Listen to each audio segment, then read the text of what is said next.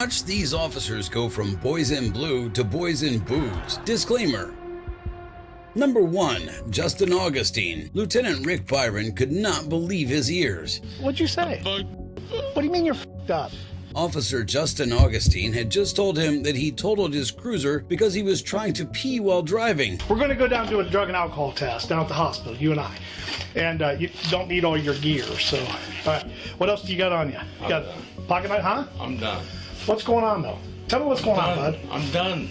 Augustine was so wasted that he literally fell off his seat several times. Eventually, an officer had to hold on to him to keep him seated. He resigned from the force, and after the investigation, he was found guilty of handling a weapon under the influence and operating a vehicle while under the influence. Nate Meyer. A shocking scene occurred in East Mississippi, Colorado on 29 March 2019. A health emergency or a gunshot wound? Officers on the scene racked their heads, wondering what could be wrong. But when they tried to disarm him, they were instantly hit with the unmistakable odor of alcohol. The department's chief, Nick Metz, labeled the incident as a medical event and brushed it off as cops being exposed to stress. No charges for an Aurora police officer found passed out, drunk, and armed behind the wheel of his cruiser in Aurora. Body cam footage from the incident shows that several officers switched off their cameras when comments about Meyer being intoxicated were made.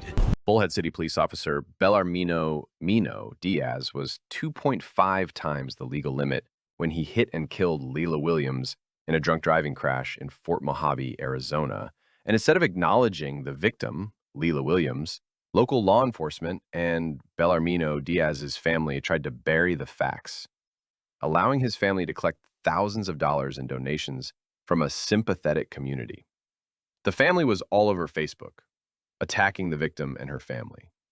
These were very vicious attacks against an innocent woman who was killed by a Bullhead City police officer. The Diaz family actually exploited this officer as if he was an honorable individual. They accepted thousands of dollars. As most people know, the mob mentality of most people thinks and protects police, even though police officers have a license to kill, and some have no regard for human life. How many justified shootings have occurred in Mojave County? How many people are paid trolls to work the internet to attack victims of dirty police? These trolls use propaganda to excuse these kinds of dirty police killings, shootings, and outright murders, and police departments to continually clean up their crimes. A drunk police officer killed a mother within 1 minute of leaving the parking lot of the Avi Casino.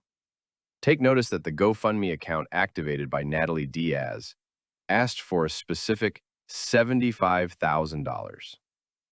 Now, take notice that Sarah Diaz, the wife of Belarmino Diaz, was exposed by Attorney General Mark Bronovich for fraud for stealing $75,000 from the Topok Elementary School District. Was that a coincidence? Attorney General Mark Bronovich announced Sarah Diaz pleaded guilty to 1 count of fraudulent schemes and artifices and 1 count of theft after stealing more than $75,000 from the Topok Elementary School District.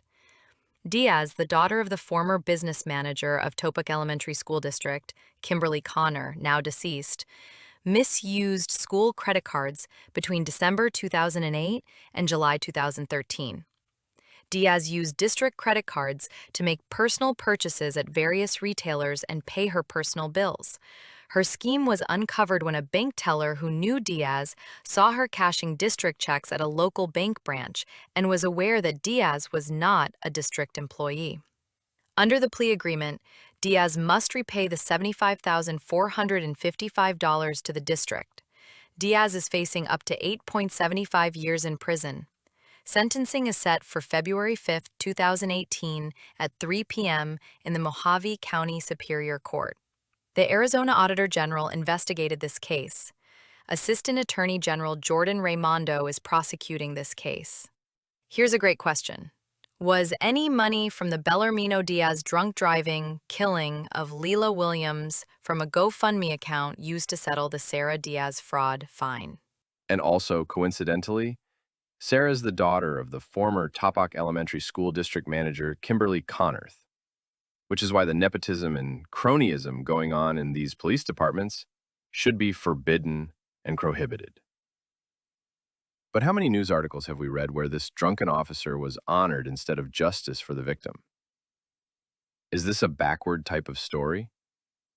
Then we have the medical examiner's office, headed by none other than John Hassett, who's been all over the news with morbid, horrifying stories about dead bodies, charging the victim's family for the toxicology report and the autopsy reports.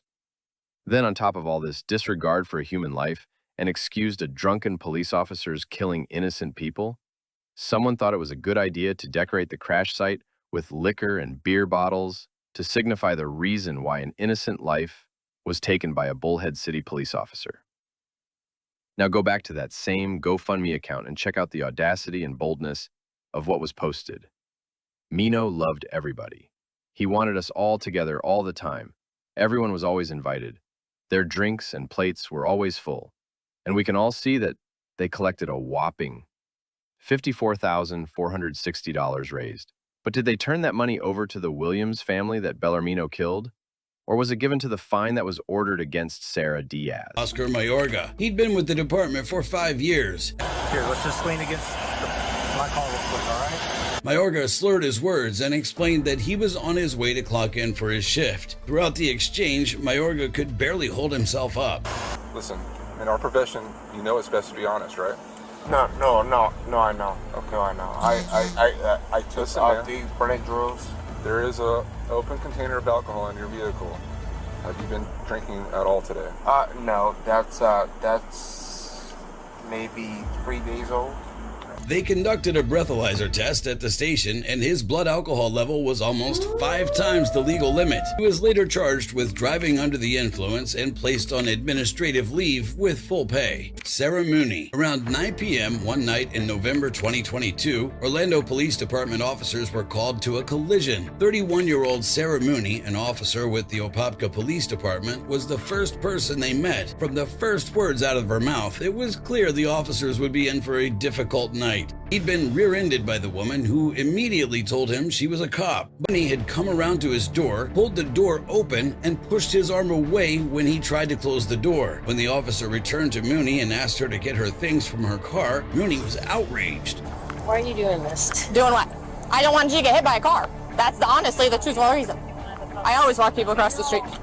That's so am I. So while we've been interacting with you, myself, other officers, the witnesses, they've been able to smell the odor of alcohol on you, just your speech, your bloodshot eyes, your mannerisms, okay? So we have reason to believe that you might be under the influence of drugs and or alcohol. And she soon found herself placed in cuffs. In the back seat, Mooney began threatening and swearing to get her chief involved. You know how the orange tag works. Sir, you didn't give me... like this, you're going to get safe book, and you know how that goes. Okay? Sir, I didn't do anything to be safe booked. You're under arrest. The way you're acting is going to... For what? Okay? For what? For DUI and battery. For what? Okay? Battery on what? On the person you hit. Who? Okay. I didn't hit anyone. Not only was she charged with first-degree misdemeanor of driving under the influence, battery, and false imprisonment, but she was also suspended from the police force without pay. If found guilty, she'll face up to 5 years in prison. James French. In the early hours of 12 March 2023, an officer spotted an unmarked city-owned SUV speeding and swerving between lanes. Drunk? No, the captain. Huh? A what? Captain. Of what? Don't reach in your pocket. Get back in your car. Undeterred, the officer ordered him back into the car, where the man continued to repeat that he was a captain. You've been drinking tonight, sir. I'm a captain on the police department. James French, captain of the Investigations Bureau of the Oklahoma City Police Department. The only thing was that this officer didn't care who he was. He was not impressed by French's continuous motions that he turn off his camera. How much we had to drink tonight, sir?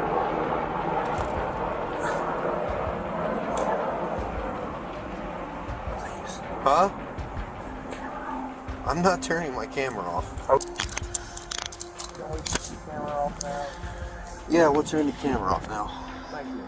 He was booked into the Oklahoma County Detention Center and placed on administrative leave with pay while the department investigated the DWI incident. Michael Roadside. Troopers responded to a fender bender in Monmouth, New Jersey. This woman is at the Monmouth Rest area saying that one of your troopers just was involved in a motor vehicle accident with her. Ma'am, is he injured? No, but I think he's been drinking. His shirt's all hanging out. Is he in uniform? His uniform was turned inside out. His belly's hanging out. I had a prostate surgery. Okay. I'm on anesthesia right now. I'm trying to get home to cinemedicine. Okay. If officers are to enforce the law on citizens, then they must enforce the law on themselves, more severely than on others. This is only fair and just, but unfortunately, we seem to have the opposite of that, judging by sentencing guidelines and actual jail time. In fact, while examining and researching comments that have been left on social media posts regarding this particular officer, we can see that it was okay for Belarmino Diaz, a supposed peace officer, to not only speed, but be drunk and then get behind the wheel of a car and kill Lela Williams, an innocent person. And we can also see that by the amount of money in support of this peace officer that was given by the community versus what the real victim was given, and this is exactly what's wrong with our society. We also have to ask of the tribal police why they are hiding Belarmino's past employee background and why they are not being transparent, but the real question still remains. Sarah Diaz and her mother ripped off the school district in the amount of over $350,000 together, and with all that money she collected by kind-hearted people, did she pay back the children, teachers, and educational staff that she and her mother stole from? What did she do with the money from all those donations from GoFundMe and all other monies she took? Did she give it to her husband's victim, or did she give it to her own victims? It is reported that she collected over $100,000 from Belarmino's unfortunate drunk driving death that he caused. Where did it all go?